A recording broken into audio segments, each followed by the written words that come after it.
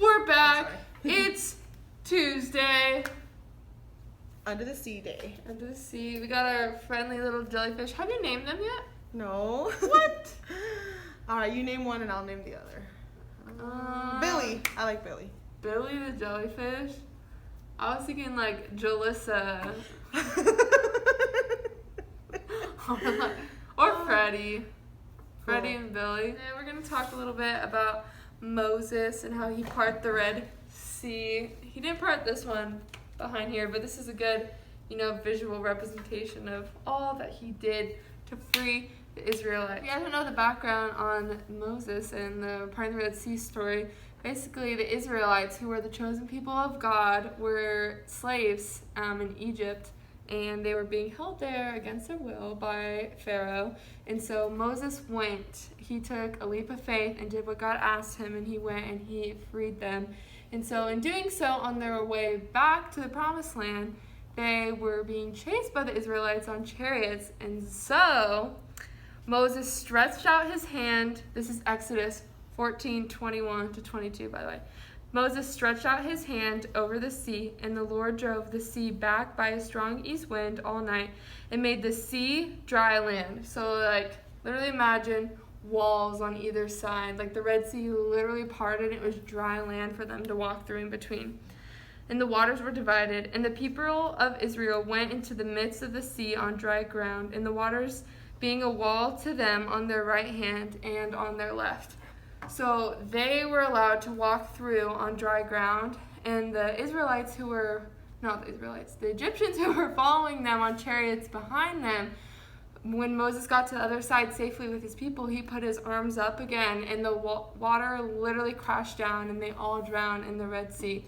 So that's all that to say, if you are doing what God is calling you to do, his hedge of protection is over you. And he might call you to do something uncomfortable or something that you don't necessarily want to do, but he's always watching out for you and he's protecting you, and he can make a way. If it's part of his plan, he'll make a way. And so whether it's parting the Red Sea or something more realistic for our day and age in our lives, that way will be made when it's part of his plan. All right, thank you for sharing that. You're welcome. That's always an awesome story. And if you were at our last VBS from this year, if you were there, you'll remember that in the nursery we actually, not us, but the people who were hosting VBS actually recreated that scenery. So the kids actually got to walk through a little wall of water, and they got sprayed by the ocean water. So What we doing today? We are making bath bombs. It's kind of a bath bomb experiment, so bear with us. But we've already tried it once, and we think we figured it out. So, yep, we're going to show you guys how to make your own DIY bath bombs. So, one of the most important things you should know is that your dry ingredients will be mixed separately. Your wet ingredients will be mixed separately, and then we'll incorporate them later when it's time to do so. So your guys' dry ingredients are already pre-measured for you, so you can go ahead and put them all together in a nice big bowl and give them a mix. So all you do is put wet with wet, dry with dry, mix them separately, and then combine. But we'll show you. Yeah. All right. First, we have a half cup of baking soda. We're gonna have a quarter cup of citric acid.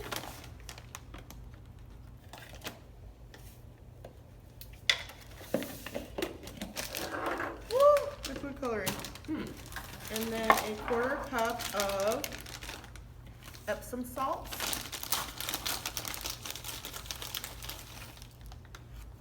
And then finally, a quarter cup of pure cornstarch. Cornstarch.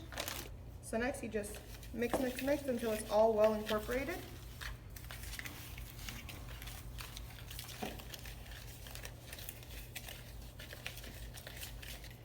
You'll notice that you can tell everything apart even when you're mixing it. The cornstarch is a little darker than the baking soda.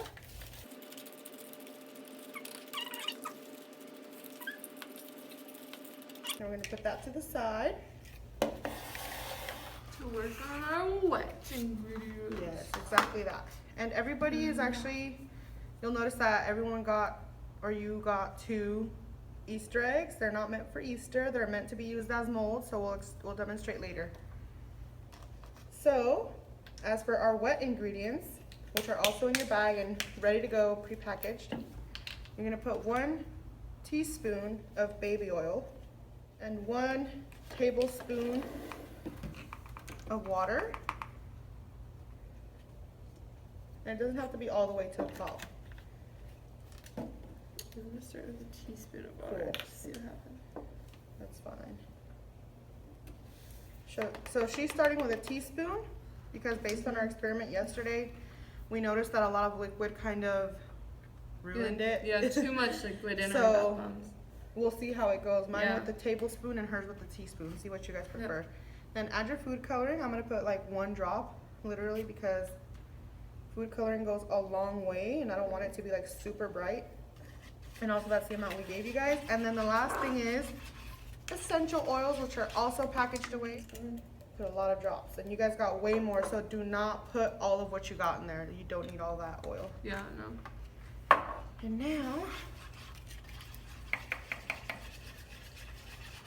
we mix.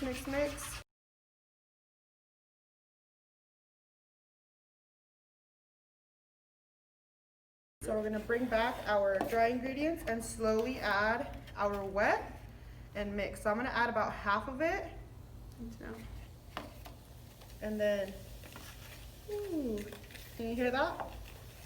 Sizzle, sizzle, sizzle, sizzle.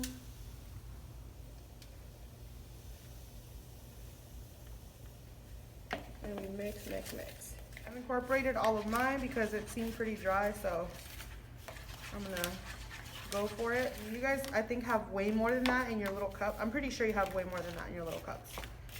So just sprinkle it in there little by little. Because then if you add too much liquid, your creation will not work.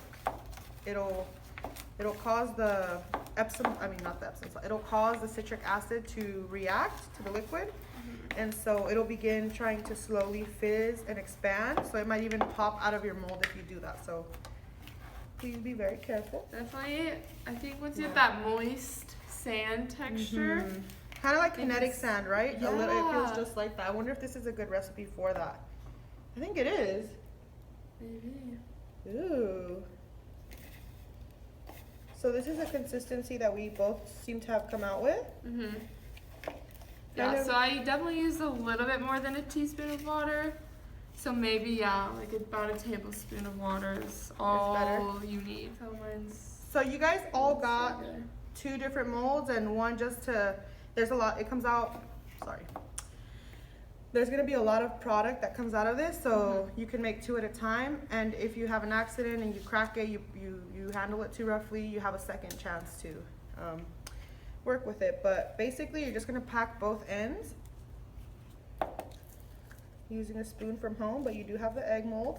Here's another idea is you can use like cups or what else can you use? The ice cube trays from Cookie home. cutters, if you have cookie cutters. Anything you can find a little container from home and you can go ahead and pack in your extra and make some more bath bombs. This recipe's gonna make a lot, so Yeah. it's super fun. And it's cool because since it has so much, you can make some for yourself, and not only that, but you can give some as gifts, especially right now with all this COVID stuff going on. People are under a lot of stress. Everyone's under a lot of stress, just because of the unknown and all that good stuff. So, Get it? yeah, I'm ready. Yep. All right, you guys. So this was today's craft for the teens under the sea theme. So we hope you enjoy it and that it relaxes you with all this stuff going on. This should be definitely a relief from that. So thank you for tuning in, and we'll see you next time.